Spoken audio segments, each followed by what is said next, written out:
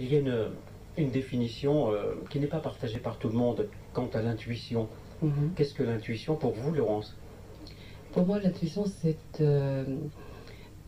une ouverture sur un état de conscience qui permet d'être là avec un plus à l'intérieur. Comme s'il y avait un guide intérieur qui fait que, en l'écoutant attentivement, eh bien, je vais être au bon endroit au bon moment. Par exemple, tout à l'heure, quand je suis venue ici vous rencontrer, pour être là maintenant, j'ai pris le métro. Et j'avais dans la tête depuis quelques semaines l'image d'un homme que j'ai rencontré il y a très longtemps. Et, et puis cet homme m'est venu dans la tête.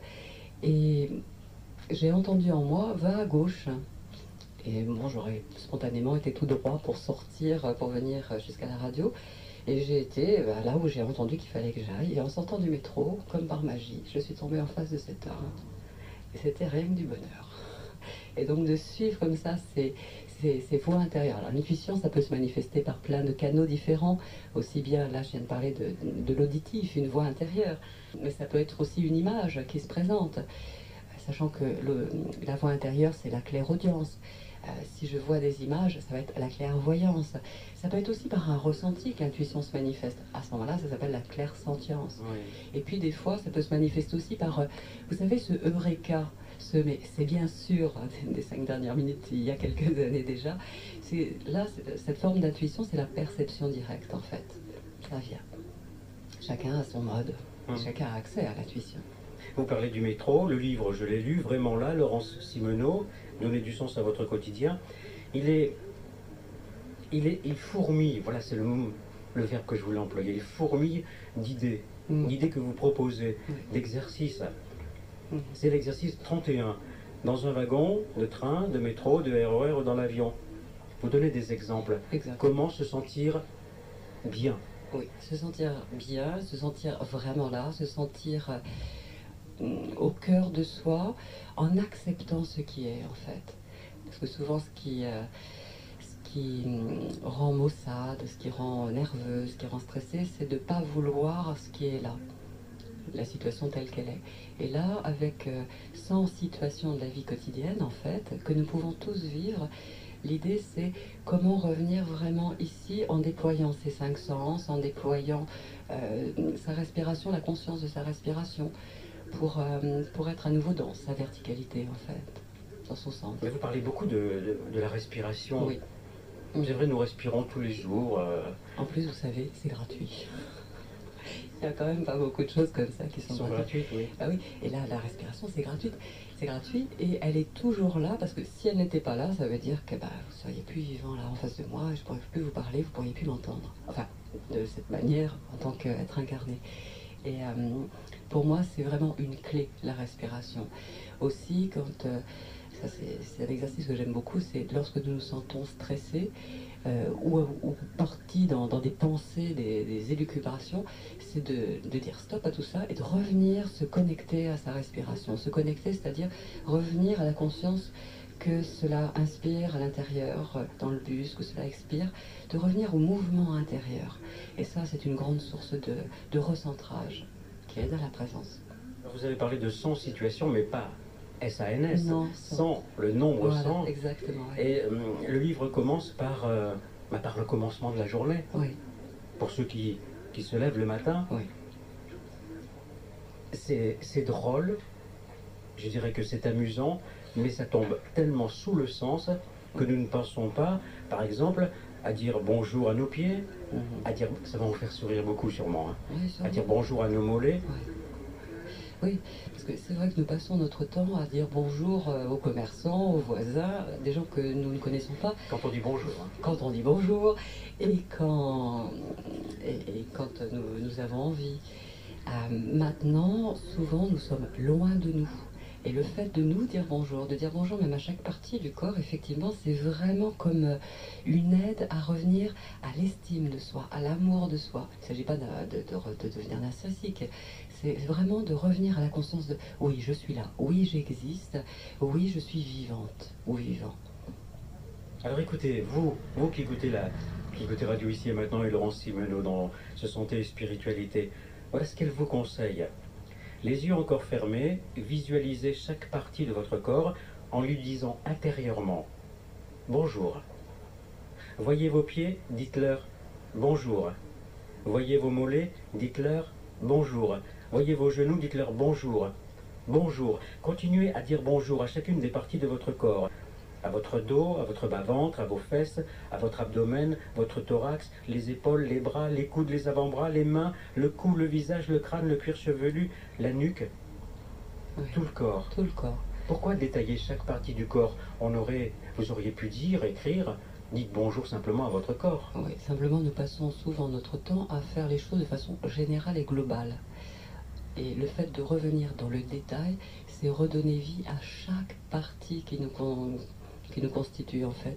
Et ça permet, en disant bonjour au corps, de redécouvrir le miracle, qui est que nous sommes effectivement un corps et que chaque cellule de notre corps est vivant et que c'est notre véhicule, c'est ce qui nous permet d'aller, à partir du moment où nous sommes autonomes physiquement, ça nous permet d'aller d'un endroit à un autre, faire ce que nous avons à faire. Donc autant dire bonjour à son corps. J'ai connu dans le temps des hommes qui disaient bonjour à leur voiture. Bon. Pourquoi pas? Pourquoi pas? Maintenant c'est intéressant aussi de dire bonjour à son corps. Celui qui va nous transporter toute la journée. Oui, vraiment. Notre corps et notre esprit et notre cœur et notre âme. Exactement aussi. C'est pour ça que là, nous pourrions aussi aller plus loin dans la description de cet exercice que vous avez cité. Nous pouvons aller sur bonjour mon cerveau, bonjour mon cœur, bonjour mes poumons, etc. Bonjour mon sang, bonjour les os, bonjour mon âme. D'aller le plus finement possible. En fait, à mon sens, c'est la finesse, le détail qui fait que nous pouvons avoir une vision encore plus globale et plus juste. Ce serait une manière de se préparer à la journée, à l'aborder avec les joies qu'elle comporte, avec les difficultés qu'elle comporte, avec les bonnes et les mauvaises surprises, de prendre soin de soi au réveil. Oui, tout à fait. Parce qu'en plus, en apprenant à faire cela sur soi-même, sur son propre corps, du coup, quand une situation plus difficile arrive devant nous, nous pouvons aussi dire bonjour à cette situation, parce que nous aurons appris à le faire sur nous-mêmes. Et la situation n'aura plus autant d'impact sur nous. Pensez que les mauvaises surprises, nous en avons tous, tous les jours. Les accueillir, c'est quelque part les mettre un peu de côté, c'est-à-dire les accueillir avec moins d'angoisse, moins d'anxiété, oui, moins de stress. Exactement, moins de stress. Parce que notamment, je pense au changement aussi, les situations qui amènent du changement. Nous avons peur souvent du changement, de l'inconnu. Et en fait, si nous sommes vraiment à l'intérieur de nous, bien présents, bien conscients, du coup, nous allons pouvoir décrire la situation qui vient vers nous. Et le fait de la décrire, de la voir venir, c'est une forme nous allons la circonscrire en fait. Et du coup, nous allons pouvoir apporter des solutions, une réponse plus appropriée. Est-il question de recueillement quelque part? Partout. Si pour moi recueillement c'est méditation, c'est partout. Oui. En fait, ma propre vie est devenue une vie méditative active. C'est-à-dire que je suis quelqu'un de très actif et en même temps le fait d'être dans cette conscience de chaque instant. Alors pour les auditeurs, ça prend pas la tête de faire ça. C'est au fur et à mesure. Et c'est vraiment une forme de recueillement, de gratitude aussi envers la vie. Et de voir le côté sacré et précieux de la vie. Ça, c'est le recueillement pour moi. De Sénèque. Ne rends pas tes souffrances plus fortes encore, ne te cherche pas de plainte, légère est la douleur si l'imagination ne la grossit pas. Oui, parce que là aussi, c'est dans l'idée des situations qui sont là. Les situations sont là. Bien sûr, nous avons souvent mal parce que quelque chose nous blesse. Ok, nous sommes humains. Et c'est normal de ressentir des choses. Maintenant, de garder sur nos épaules, de garder dans notre pensée ce qui nous a blessés, meurtris, et de faire grossir en fait cette graine-là, là ça fait mal, effectivement, ça devient un fardeau insupportable. Maintenant, il est possible aussi de regarder ce qui nous a blessés et de dire, ok, j'ai été blessé, comme une cicatrice ancienne lorsque nous étions tombés de vélo, et dire voilà, c'était dans le temps, maintenant je continue et j'avance autrement, je fais autrement. L'imagination pour moi c'est vraiment ça. Je me souviens de quelqu'un qui disait l'imagination au pouvoir et que l'imagination fait tout. Maintenant, Dans l'imagination, il y a deux pôles aussi. C'est de voir venir des images qui sont difficiles, de se faire des scénarios catastrophes en fait. Maintenant, l'imagination, nous pouvons aussi nous en servir pour créer de belles images, de créer nos cinémathèques intérieures de ressources. Et ça, nous avons le choix. Nous avons le choix sur nos pensées, nous avons le choix sur nos émotions, nous avons le choix de nos réponses, sur nos comportements. Moi, je considère vraiment qu'il faut se rappeler que nous avons le libre arbitre de nos réponses, en fait. Chacun peut avoir des couleurs de vie différentes. Oui. Il y en a qui voient la vie en noir et blanc, c'est mieux que rien. Ah oui, tout à fait. Oui. Et il y en a qui la voient en couleur. Oui. Qu'est-ce qui est le plus agréable? Dans le quotidien, dans le quotidien, oui. Ce qui me paraît le plus agréable, ça serait a priori de l'avoir en couleur. Maintenant, le fait de l'avoir en noir et blanc, c'est qu'il y a peut-être aussi des choses à apprendre sur soi de toute cette période-là. Dans ma propre vie, dans mon expérience, pendant de très nombreuses années, j'ai toujours vécu à Paris, et pendant de très nombreuses années, moi je voyais la vie en noir et blanc. Alors j'étais pas très heureuse, j'étais plutôt triste, plutôt anxieuse, plutôt timide, voilà. Et puis au fur et à mesure, j'ai compris pourquoi je vivais tout ça, ce que ça m'a appris, ce que ça m'a permis de développer comme qualité. Et plus je développais des qualités, plus en m'appuyant sur ces qualités, la vie est devenue en couleur en fait. Et aujourd'hui, je vois la vie en couleur. Tout le monde peut le faire. Si vous l'avez fait. Oui. Mais encore faut-il avoir les outils. Les outils, l'envie, la motivation, l'envie de on en voir. revient toujours au...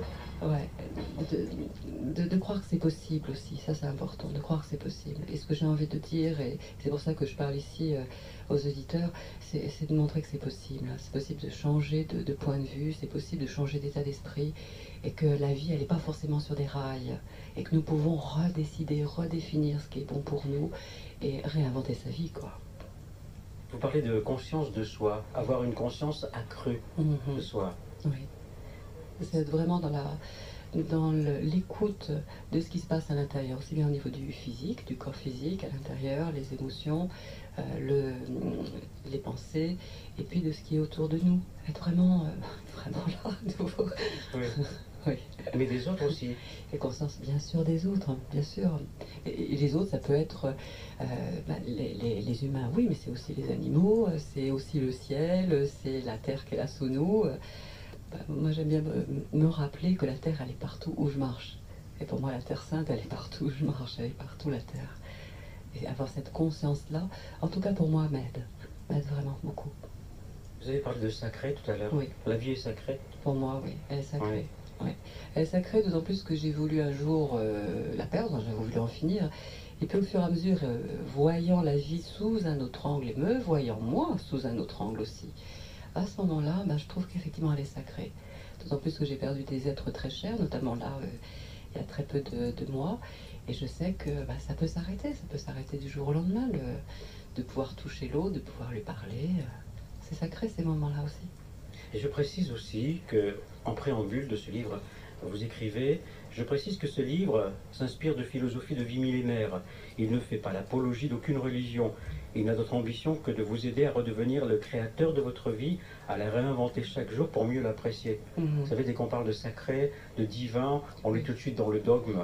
Oui, c'est souvent associé aux religions. En fait, là, il ne s'agit pas de religion, mais de spiritualité, d'être dans le sens, en fait, de quelque chose.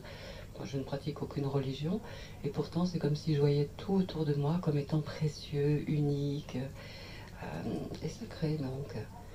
Mais sans définir une religion particulière. Ouais. Imaginons quelques situations de la vie. Une vie de 24 heures.